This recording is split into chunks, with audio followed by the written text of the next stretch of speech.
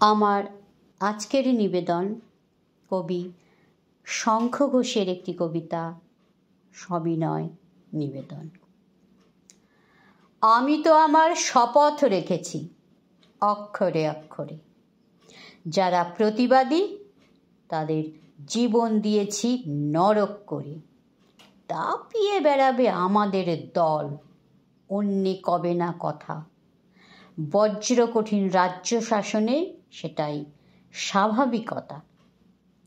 গুলির জন্য সমস্ত রাত সমস্ত দিন খোলা, বজ্র কঠিন রাজ্যে এটাই শান্তি শৃঙ্খলা।